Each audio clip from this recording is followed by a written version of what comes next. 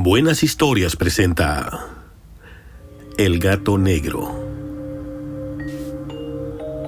una adaptación de el maestro Edgar Allan Poe, narrado por Walter Carpio.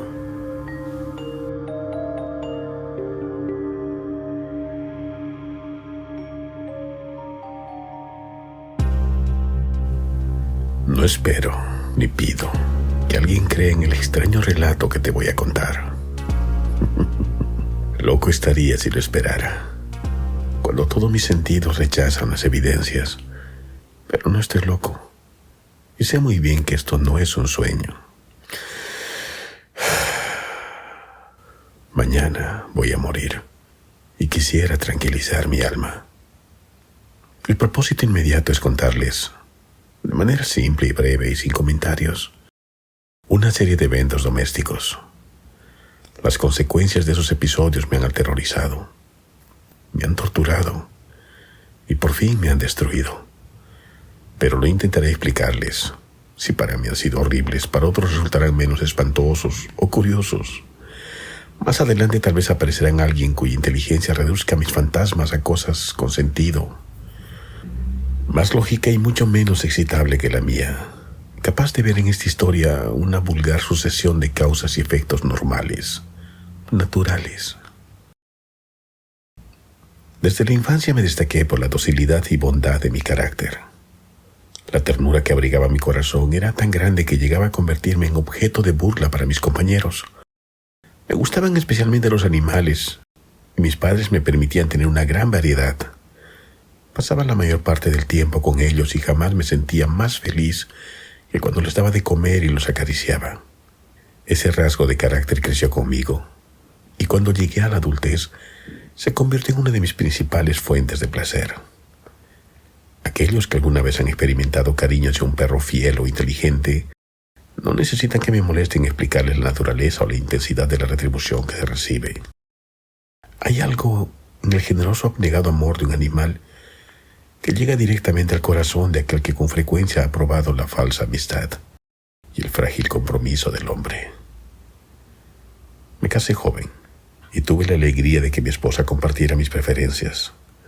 Al observar mi gusto por los animales domésticos, no perdí oportunidad de conseguirme más.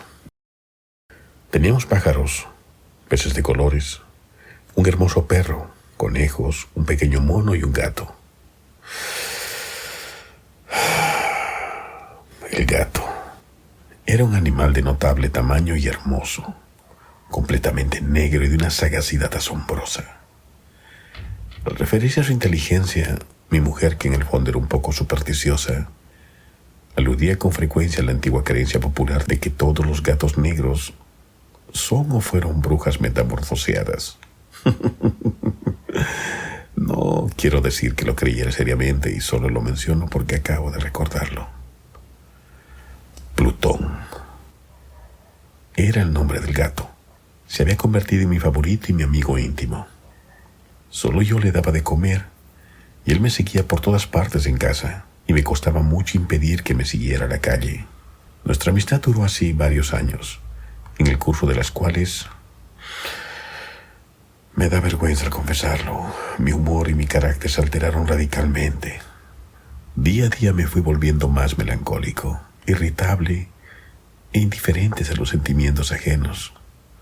Llegué incluso a hablar groseramente a mi mujer y terminé por golpearla. Mis animales también sintieron igualmente el cambio de mi carácter. No solo los descuidaba, sino que llegué a hacerles daño. Hacia Plutón, sin embargo, conservé suficiente cordura como para abstenerme de maltratarlo. Maltrato que hacía con los conejos, el mono y hasta el perro cuando por casualidad o movidos por el afecto se cruzaban en mi camino. El alcohol. El alcohol era mi enfermedad y se ponía peor. ¿Qué enfermedad es comparable al alcohol? Y finalmente el mismo Plutón, que ya estaba viejo y por tanto testarudo, empezó a sufrir las consecuencias de mi mal humor. Una noche en que volví a casa completamente embriagado, después de una de mis correrías por la ciudad, me pareció que el gato evitaba mi presencia. Lo alcé en brazos, pero, asustado por mi violencia, me mordió ligeramente la mano. Al instante se apoderó de mí una furia demoníaca y ya no supe lo que hacía. Fue como si la raíz de mi alma se separaba de golpe de mi cuerpo. Una maldad más que diabólica, alimentada por la ginebra, estremeció cada fibra de mi ser. Sacando del bolsillo del chaleco un cortaplumas, lo abrí mientras sujetaba al pobre animal por el pescuezo y deliberadamente le arranqué un ojo. Me avergüenzo. Tiemblo mientras recuerdo tan cruel atrocidad.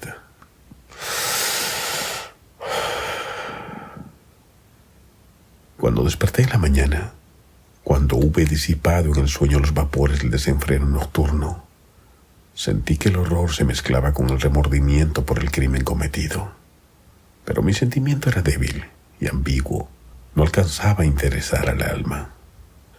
Una vez más, me hundí en los excesos y muy pronto ahogué en alcohol los recuerdos de lo sucedido. El gato, con el tiempo, mejoraba poco a poco. Cierto que la órbita donde faltaba el ojo presentaba un horrible aspecto, pero el animal no parecía sufrir ya. Se paseaba como de costumbre por la casa, como es lógico, huía aterrorizado al verme. Me quedaba aún bastante de mi antigua manera de ser para sentirme ofendido por la evidente antipatía de un animal que alguna vez había querido tanto. Pero ese sentimiento no tardó en ceder paso a la irritación. Y entonces, para mi caída final e irrevocable, se presentó el espíritu de la perversidad. La filosofía no tiene en cuenta este espíritu. Y sin embargo, tan seguro estoy de que mi alma existe como de que la perversidad es uno de los impulsos primordiales del corazón humano, una de las facultades primarias indivisibles, uno de esos sentimientos que dirigen el carácter del hombre. Perversidad. ¿Quién no se ha sorprendido a sí mismo en momentos en que cometió una acción tonta o malvada, por la simple razón de que no debía cometerla? ¿No hay en nosotros una tendencia permanente que enfrenta descaradamente lo racional? ¿Una tendencia a transgredir la ley por el solo hecho de hacerlo? Este espíritu de perversidad se presentó en mi caída final, y el insondable anhelo que tenía mi alma de humillarse a sí misma, de violentar su propia naturaleza, de hacer mal por el mal mismo, me incitó a continuar y finalmente a consumar el suplicio que había infligido a la inocente bestia. Una mañana, obrando a sangre fría, le pasé un lazo por el pescuezo y lo ahorqué en la rama de un árbol. Lo ahorqué mientras lloraba, y el más amargo remordimiento me apretaba el corazón. Lo ahorqué porque recordaba que me había querido y porque estaba seguro de que no me había dado motivo para matarlo. Lo ahorqué porque sabía que al hacerlo cometí un pecado mortal que comprometería mi alma hasta llevarla, si eso fuera posible, más allá del alcance de la misericordia de Dios.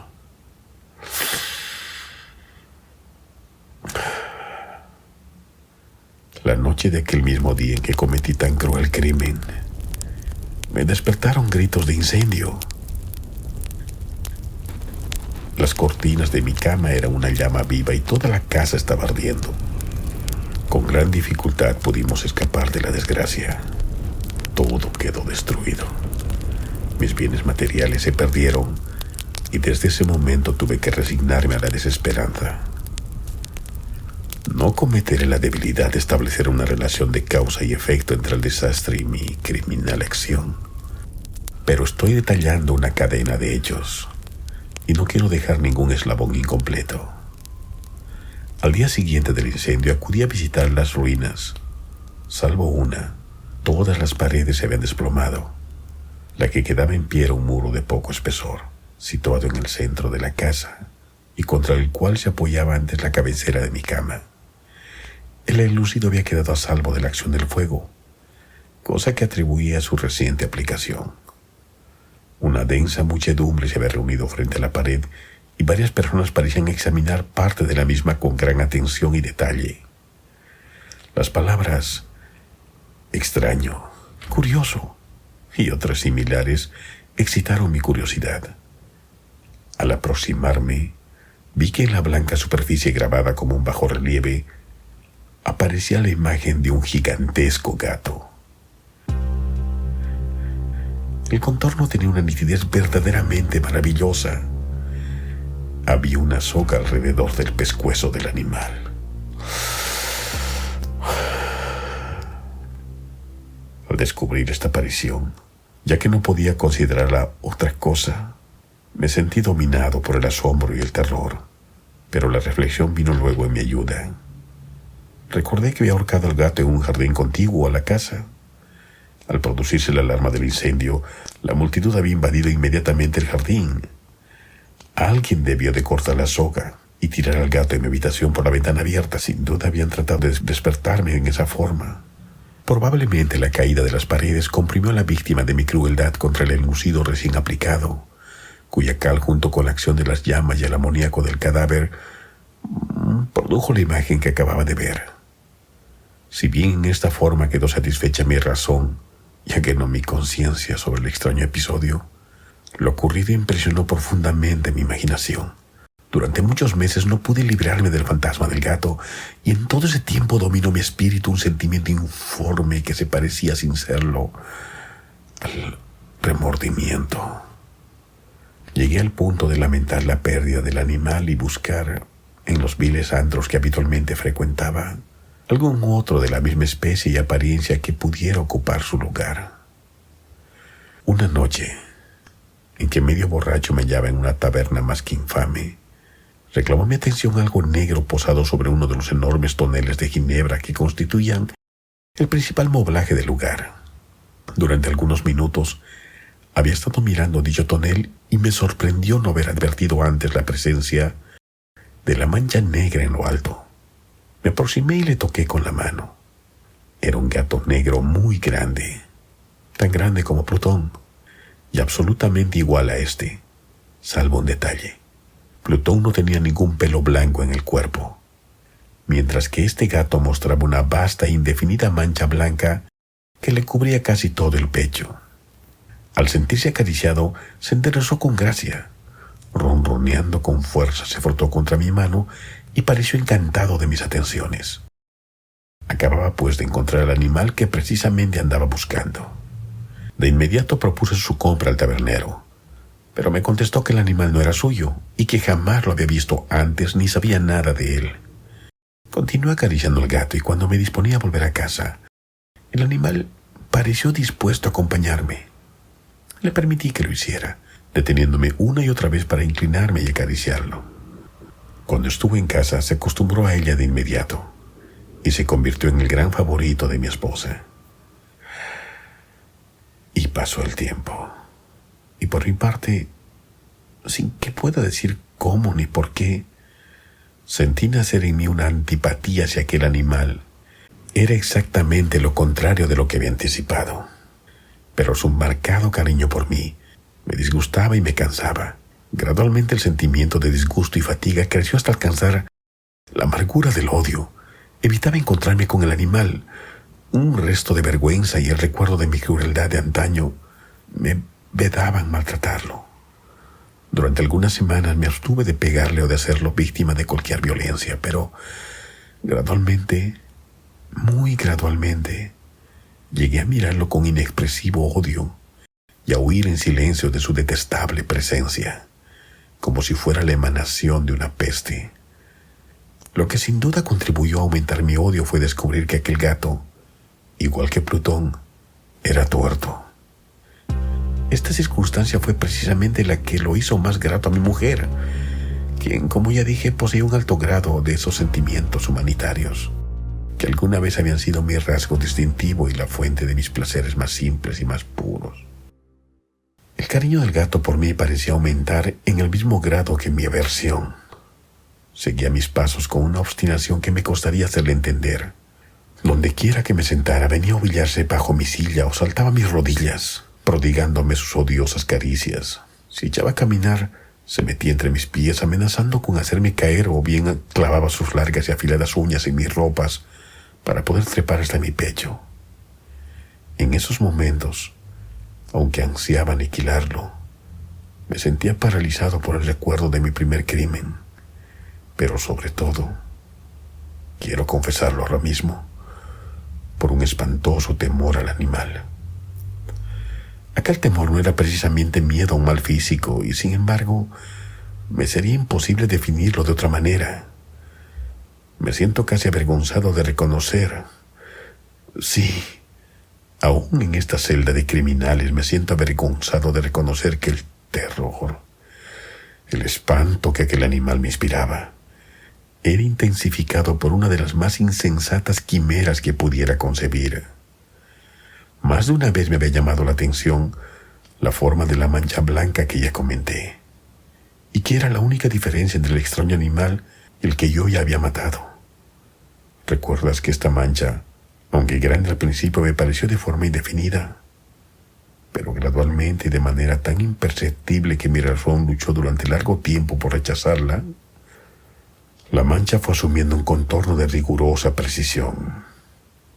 Ahora representaba algo que me estremezco al nombrar, y por ello odiaba, temía y hubiera querido librarme del monstruo si hubiese sido capaz de atreverme. Representaba, digo, la imagen de una cosa atroz, siniestra, la imagen de un patíbulo. Lúgubre y terrible máquina del horror, del crimen, la agonía y la muerte. Me sentí entonces más miserable que todas las miserias humanas. Pensar que una bestia, cuyo semejante yo había destruido desdeñosamente, una bestia era capaz de producir tan insoportable angustia en un hombre creado a imagen y semejanza de Dios. Ay, ni de día ni de noche podía descansar. De día aquella criatura no me dejaba un instante solo. De noche despertaba constantemente por los más horrorosos sueños para sentir el ardiente aliento de la cosa en mi rostro y su terrible peso, pesadilla encarnada de la que no me era posible desprenderme, apoyado eternamente sobre mi corazón. Todos estos tormentos sucumbieron en mí lo poco que me quedaba de bueno. Solo los malos pensamientos disfrutaban ya de mi intimidad, los más tenebrosos, los más perversos pensamientos. La melancolía habitual de mi humor creció hasta convertirse en aborrecimiento de todo lo que me rodeaba y de la entera humanidad. Y mi pobre mujer, que de nada se quejaba, llegó a ser la habitual y paciente víctima de los repentinos y frecuentes arrebatos de esta ciega cólera a la que me abandonaba. Cierto día, para cumplir una tarea doméstica, me acompañó al sótano de la vieja casa donde nuestra pobreza nos obligaba a vivir. El gato me siguió mientras bajaba la empinada escalera y estuvo a punto de tirarme cabeza abajo, lo cual me exasperó hasta la locura. Alzando un hacha y olvidando en mi rabia los pueriles temores que hasta entonces había detenido mi mano, descargué un golpe que hubiera matado instantáneamente al animal, de haberlo alcanzado. Pero la mano de mi mujer detuvo su trayectoria. Entonces, llevado por su intervención a una rabia más que demoníaca, me zafé de su brazo y le hundí el hacha en la cabeza. Sin un solo quejido, cayó muerta a mis pies.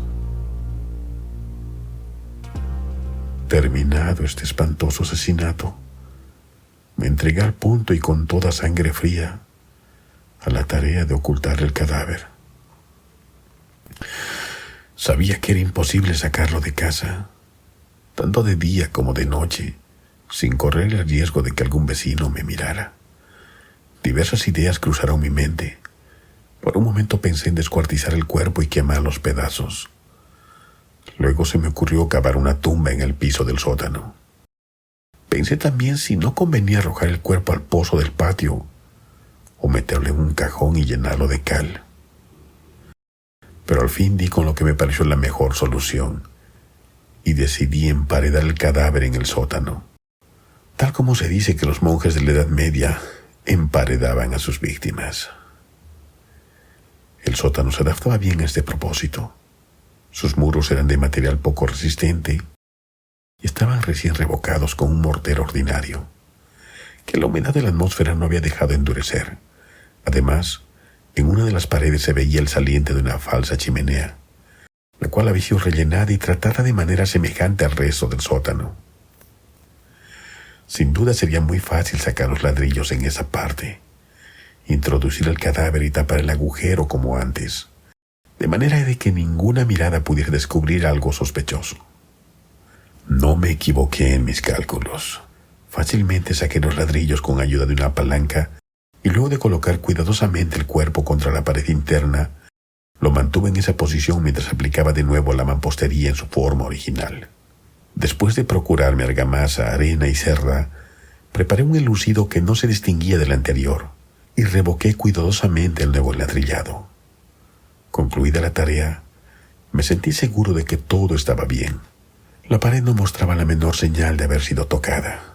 Había barrido hasta el menor fragmento de material suelto.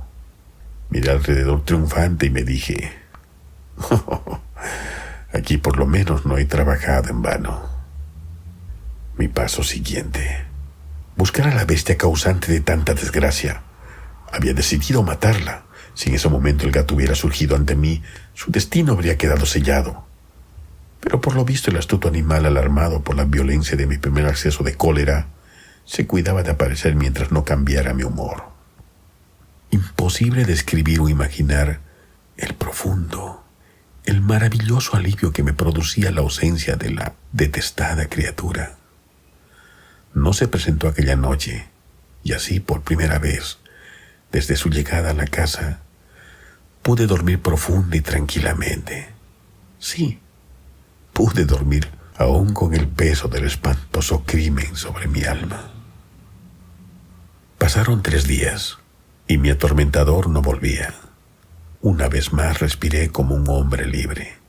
Aterrado, el monstruo había huido de esa casa para siempre. Ya no volvería a contemplarlo. Gozaba de una suprema felicidad y la culpa de mi negra acción me preocupaba muy poco. Se practicaron algunas averiguaciones a las que no me costó mucho responder. Incluso hubo una pesquisa en la casa, pero naturalmente no se descubrió nada. Mi tranquilidad futura me parecía asegurada. Pero al 4.º día, un grupo de policías se presentó inesperadamente y procedió a una nueva y rigurosa inspección. Convencido de que mi escondrijo era impenetrable, no sentí la más leve inquietud. Los oficiales me pidieron que los acompañara en su examen. No dejaron hueco ni rincón sin revisar. Al final, por 3.ª o 4.ª vez, bajaron al sótano. Lo seguí sin que me temblara un solo músculo.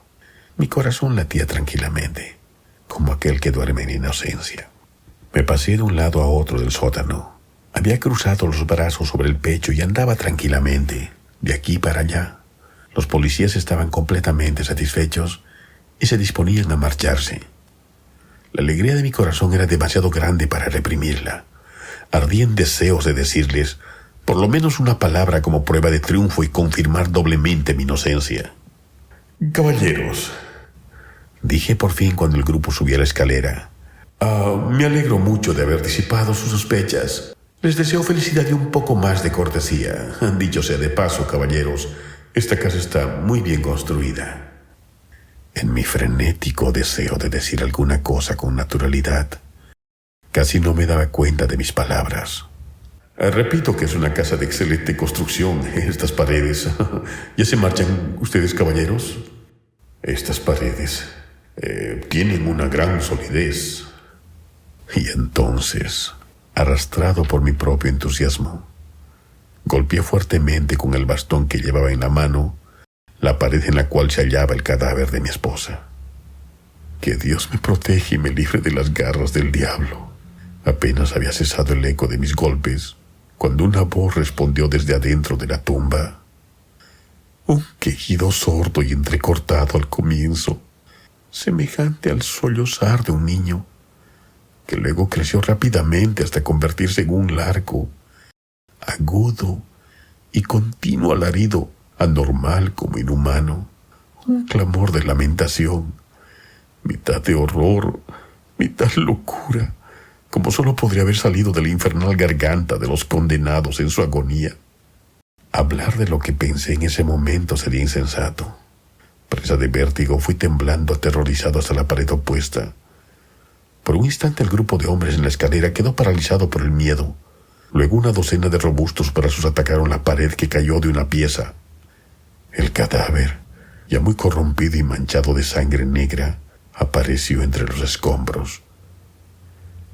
Y sobre su cabeza, con la boca abierta y el único ojo como de fuego, estaba al acecho, la horrible bestia cuya astucia me había inducido al asesinato y cuya voz delatora me entregaba al verdugo. Había sepultado al monstruo en la tumba de mi esposa.